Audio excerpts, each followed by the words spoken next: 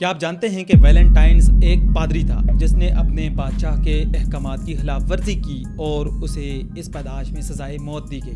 اور کیا آپ یہ بھی جانتے ہیں کہ جس ویلنٹائنز ڈے کو محبت کے دن کے طور پر منایا جاتا ہے، دراصل وہ ایک قدیمی رومی تہوار تھا اور ویلنٹائنز ڈے کا اس کے ساتھ کوئی دور دور کا تعلق نہیں تھا۔ اگر یہ کہا جائے کہ ویلنٹائنز ڈے گزشتہ 1500 برس کا سب سے بڑا فراڈ ہے تو غلط نہ ہوگا۔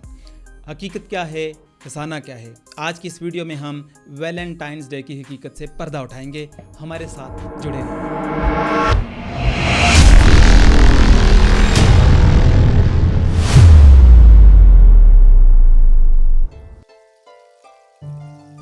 دوستو، ہزاروں برس قبل اٹلی کے علاقے آلبا لونگا میں کنگ نومیٹر کی بادشاہت قائم تھی۔ کنگ نومیٹر ایک بہت قابل ذہین اور طاقتور حکمران تھا۔ کنگ نومیٹر کا ایک بھائی تھا جس کا نام تھا ایمولیس اور اس کی ایک جوان سال بیٹی جس کا نام راہیا سلوا۔ یہ دونوں اس کہانی کے اہم کردار ہیں۔ ایمولیس ایک انتہائی لالچی انسان تھا جسے بادشاہ کے تخت پر بیٹھنے کا بہت شوق تھا۔ انفیکٹ اسے جنون سوار تھا۔ وہ ہر لمحہ اس سازش میں لگا رہتا کہ کیسے اپنے بھائی کو اس تختہ سے ہٹا کر خود بادشاہ کے تخت پر بیٹھ جائے۔ اس نے بلاخر ایک سازش کے ذریعے اپنے بھائی کو مار دیا۔ کنگ نومیٹر کی جوان سال بیٹی راہیا سلوا کو اس سب کا علم تھا، مگر وہ بے بس تھی اور کمزور تھی، لہٰذا وہ کچھ نہ کر سکی۔ جبکہ کنگ ایمولیس یہ بھی جانتا تھا کہ اگر راہیا سلوا نے کسی مرد سے شادی کر لی اور اس کی اولاد ہو گئی تو وہ اولاد آگے چل کر کنگ ایمولیس کا تختہ بھی الٹا سکتی ہے، لہٰذا ایمولیس راہیا سلوا کو ایک راہبہ بنا دیتا ہے۔ اور آپ جانتے ہیں کہ راہبہ شادیاں نہیں کرتی۔ راہیا سلوا ایک نیک عورت ہوتی ہے۔ وہ اپنا دکھ گاڈ آف وارز یعنی مارس کو سناتی ہے۔ مارس اس کی پوری داستان سنتا ہے اور اسے یقین دلاتا ہے کہ اس کے ہاں بغیر شادی کے 2 جڑواں بچوں کی پیدائش ہوگی۔ کچھ عرصہ کے بعد اس کے ہاں 2 لڑکوں کی پیدائش ہوتی ہے جن کے نام رومولس اور ریمس رکھے جاتے ہیں۔ جیسے ہی کنگ ایمولیس کو ان بچوں کی پیدائش کی خبر ہوتی ہے، وہ اپنے سپاہیوں کو بھیجتا ہے کہ جا کر ان بچوں کو قتل کر دیا جائے۔ دربار میں موجود ایک غلام جو کہ کنگ نومیٹر اور راہیا سلوا کا بڑا وفادار ہوتا ہے، وہ چوری چھپے بھاگ کر جاتا ہے اور راہیا سلوا کو ساری بات بتاتا ہے۔ وہ غلام ان بچوں کو ایک ٹوکری میں ڈالتا ہے اور انہیں لے کر قریب کے دریا ٹبر میں بہا دیتا ہے۔ ہوتا یہ ہے کہ وہ بچے جیسے ہی دریا کی موجوں میں بہتے ہوئے آگے جاتے ہیں اور جا کر آگے ایک وادی میں دریا کے کنارے پر لگتے ہیں۔ دریا کے کنارے پر جیسے ہی لگتے ہیں، وہاں پر ایک مادہ بھیڑیا جس کا نام لوبا ہوتا ہے، ان بچوں کو اپنے منہ میں لے کے قریب کے پہاڑوں میں ایک غار میں چلی جاتی ہے۔ اس غار کا نام لوپرکل کیو ہوتا ہے۔ یہ بہت مشہور نام ہے اور آگے چل کر لوپرکل کیو کی داستان بھی ہم آپ کو سنائیں گے۔ یہ مادہ بھیڑیا ان بچوں کو بالکل ایک ماں کی طرح دودھ پلاتی ہے اور ان کی جان بچاتی ہے۔ کچھ دنوں کے بعد وہاں پر ایک چرواہے کا گزر ہوتا ہے۔ وہ چرواہا جب دیکھتا ہے کہ اس غار میں 2 بچے ہیں تو ان بچوں کو بہت پیار سے دیکھتا ہے۔ اسے وہ بچے بہت اچھے لگتے ہیں اور دیکھتا ہے کہ ان کا کوئی والی وارث نہیں ہے، لہٰذا وہ ان بچوں کو اٹھا کر اپنے ساتھ لے جاتا ہے۔ اس چرواہے کا نام فینٹلس ہوتا ہے۔ وہ بچوں پر بڑا مہربان ہوتا ہے اور ان بچوں کو لے کر اپنی بیوی بچوں کے پاس چلا جاتا ہے۔ ان بچوں کی پرورش کرتا ہے یہاں تک کہ یہ بچے جوان ہو جاتے ہیں۔ جیسے ہی یہ دونوں بچے جوان ہوتے ہیں اور انہیں اپنی حقیقت اور اپنی حیثیت کا علم ہوتا ہے تو وہ اس وقت کے بادشاہ، ظالم بادشاہ جو کہ ان کا اپنا چچا ہوتا ہے، کنگ ایمولیس کو قتل کر دیتے ہیں اور اس علاقے کے بادشاہ بن جاتے ہیں۔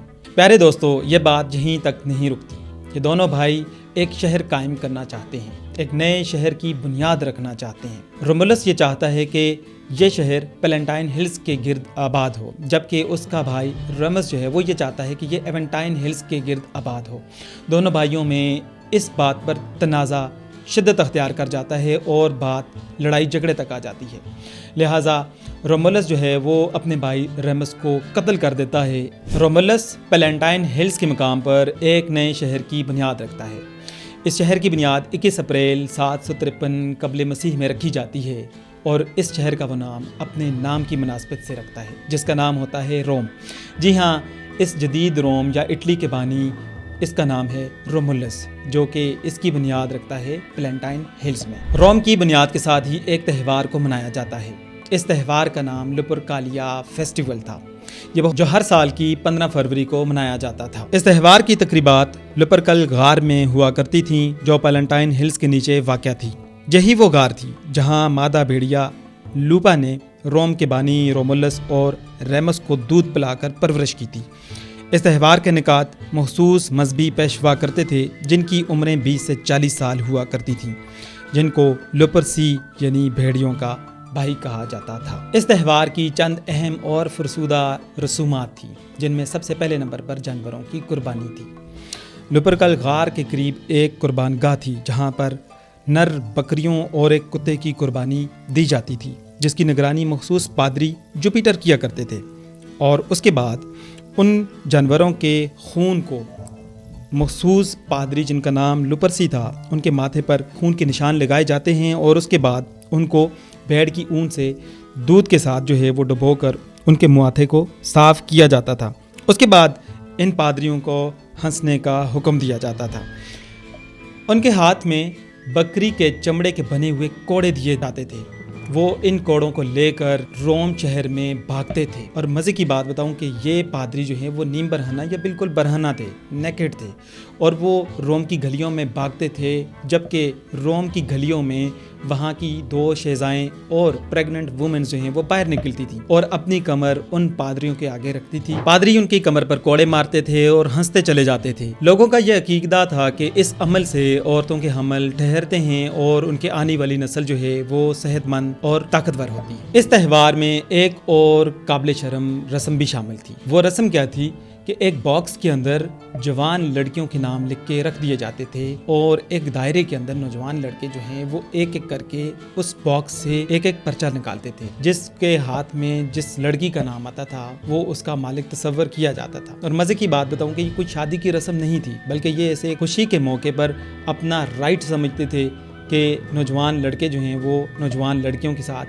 جنسی تعلقات محدود مدت تک کے لیے قائم رکھ سکتے تھے۔ انہیں یہ اختیار بھی تھا کہ وہ آگے چل کر ان سے شادی کر لیں اور تا حیات ان کے ساتھ تعلق بنا لیں۔ دوستو، یہ تہوار کئی صدیوں تک روم اور اس کے علاوہ یورپ کے دیگر علاقوں میں منایا جاتا تھا، یہاں تک کہ حضرت عیسیٰ علیہ السلام کی ولادت ہوتی ہے اور ان کے ظہور کے ساتھ عیسائیت پروان چڑھتی ہے۔ جیسے جیسے عیسائیت پھیلتی ہے اسی کے ساتھ ساتھ غیر مسیحی تہواروں پر پابندی عائد کی جاتی ہے۔ 3 صدی عیسوی میں رومی بادشاہت کو اندرونی اور بیرونی طاقتوں سے مزاحمت کا سامنا کرنا پڑتا ہے، بلکہ بہت ساری جنگوں میں انہیں شکست بھی ہوتی ہے۔ اس وقت کا رومی بادشاہ جس کا نام کلاڈیس II تھا، اپنی افواج کی ناکامی کی وجہ تلاش کرتا ہے تو اسے معلوم ہوتا ہے کہ نوجوان فوجی عورتوں میں بہت دلچسپی رکھتے ہیں۔ ان کا ذہن اور جسم دونوں عورت کے حسن میں غرق نظر آتا ہے۔ کلاڈیس نوجوان فوجیوں کی شادی پر پابندی لگا دیتا ہے اور کہتا ہے کہ غیر شادی شدہ مرد زیادہ بہادر ہوتے ہیں۔ شاید یہی وجہ ہے کہ گزشتہ عرصے بھارت اور آسٹریلیا کے درمیان ہونے والی کرکٹ سیریز میں بھارت کو شکست کا سامنا کرنا پڑا، اور جب بھارتی کرکٹ بورڈ نے اس کی وجوہات تلاش کی تو معلوم ہوا کہ کرکٹرز اپنی ازواج کو یعنی اپنی بیویوں کو ٹور پہ ساتھ لے کے جاتے تھے، اور ان کی توجہ جو ہے وہ زیادہ فیملیز پر مرکوز ہوتی تھی نہ کہ کرکٹ پر۔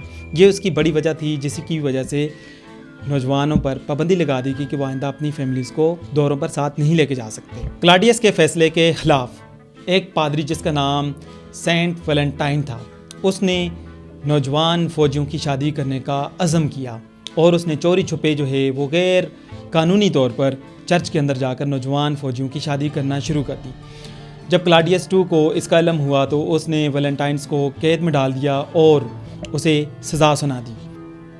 کہتے ہیں قید کے دوران ویلنٹائنس کی جیلر کی بیٹی کے ساتھ ملاقات ہوتی ہے۔ جیلر کی بیٹی نابینا ہوتی ہے، لہٰذا ویلنٹائنس اس کو شفا بخشتا ہے اور ان کا آپس میں ایک تعلق قائم ہو جاتا ہے۔ سزائے موت سے قبل ویلنٹائنس اپنی محبوبہ کے نام پر ایک خط لکھتا ہے جس کے آخر پر دستخط کی جگہ لکھتا ہے فرام یور ویلنٹائنس۔ جی ہاں، یہ وہی ورڈ ہے جو آج کل خطوط پر اور محبت ناموں پر لکھا جاتا ہے۔ یہ وہ شبد ہیں جو کہ ویلنٹائنس کی اپنے محبوبہ کے لیے تحریر کیے گئے تھے۔ یوں 14 فروری 269 بعد از مسیح ویلنٹائنس کو سزائے موت سنائی جاتی ہے۔ اب آپ سوچ رہے ہوں گے کہ لوپرکالیا اور ویلنٹائنس کا آپس میں کیا تعلق ہے؟ جیسا کہ میں نے آپ کو پہلے بتایا کہ 5ویں صدی کے آخر میں پوپ گلیلیس I نے لوپرکالیا کو کمیونی لوگوں کی رسم کہہ کر پابندی لگا دی۔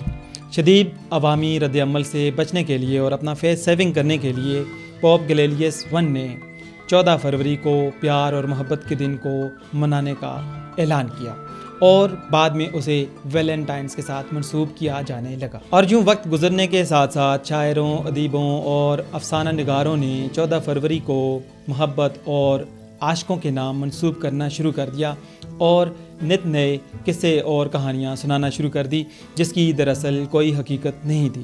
شیکسپیئر کے مشہور پلے رومیو اینڈ جولیٹ میں بھی اسی 14 فروری کا اظہار کیا گیا ہے، جبکہ یہ ایک کہانی ہے، اس سے زیادہ اس کی کوئی حقیقت نہیں ہے۔ پیارے دوستو، یوں لپرکالیا فیسٹیول سے ویلنٹائنس ڈے کا سفر مکمل ہوتا ہے۔ حقیقت آپ کے سامنے رکھ دی گئی ہے کہ کیسے ایک فرسودہ رسم کو ویلنٹائنس ڈے کا نام دیا گیا۔ جس طرح حضرت عیسیٰ علیہ السلام نے اپنے نزول کے بعد تمام غیر اخلاقی تہواروں پر پابندی عائد کی تھی، بالکل اسی طرح سے ہمارے پیارے نبی کریم صلی اللہ علیہ وسلم نے تمام غیر اخلاقی اور غیر شرعی جو ہیں تہواروں پر پابندی لگائی۔ لیکن بدقسمتی سے آج پوری دنیا کے مسلمان بھی اس تہوار کو مناتے ہیں، جس کی ہمیں اپنی اصلاح کرنے کی ضرورت ہے۔ جانے سے قبل آپ سے بس ایک سوال، کیا سال کے 365 دنوں میں صرف ایک ہی دن ہم محبت کے دن کے طور پر منائیں اور اپنے پیاروں کو یاد رکھیں، یا باقی 364 دنوں میں بھی ہم ان سے محبت کا اظہار کریں؟ یہ سوال آپ تک چھوڑتا ہوں۔ آپ ویلنٹائن ڈیز کو کیسے دیکھتے ہیں، اس کے بارے میں کیا جانتے ہیں، اپنی رائے کا اظہار کیجیے۔ ہماری ویڈیو کو دیکھتے رہیے، اگر پسند کی ہے تو اسے لائک بھی کیجیے، سبسکرائب بھی کیجیے اور اپنے دوستوں کے ساتھ شیئر کیجیے۔ اپنا بہت سارا خیال رکھیے گا۔ مجھے دیجیے اجازت، اللہ نگہبان۔